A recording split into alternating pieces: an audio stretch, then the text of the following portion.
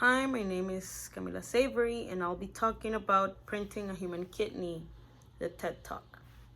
So, Dr. Anthony's TED Talk was recorded in 2011, and it started with addressing the shortage of organs nowadays. Dr. Anthony said that people live more now. So, there are more elderly people in the world, and that more organs are needed since older people's organs tend to fail. There's a field that is called regenerative medicine that involves cells and scaffolds and technology. Well, the field isn't new, but it has become very popular now. But since the creation of the field, there has been few advances in it. Some challenges that have been appearing are the biomaterials used, cells, because you can't replicate so many liver or kidney cells, and blood supply for the organs. Dr. Anthony said stem cells were very popular in this field because these cells genetically know what to do. So I was shocked to discover that a heart valve had already been made. One example that caught my attention was the human bladder's engineering process. You needed to take a piece of bladder off from the patient. It could be a post-stamp sized piece, and then you had to grow the body cells out of the body. Take a scaffold, put the scaffold with the cells, and then put everything in an oven-like machine that replicates the body temperature, the body's oxygen levels, and everything that a organ needs to survive. So then in a few weeks, you would have your new engineered organ.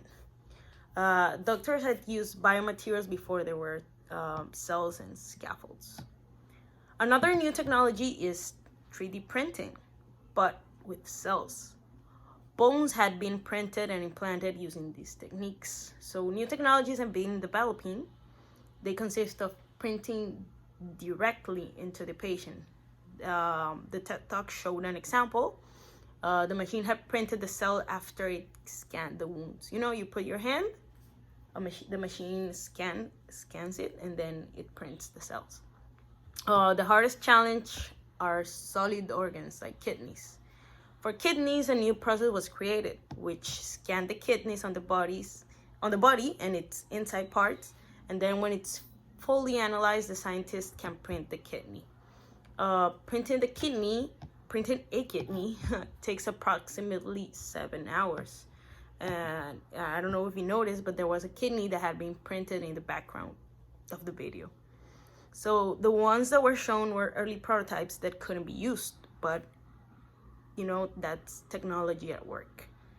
Okay, so finally, what are your thoughts about the use of early prototypes that are being studied and used experimentally with patients? Well, as a med student, it's really amazing to see that you don't need to have a real organ to make a function, to create an organ. You don't need it.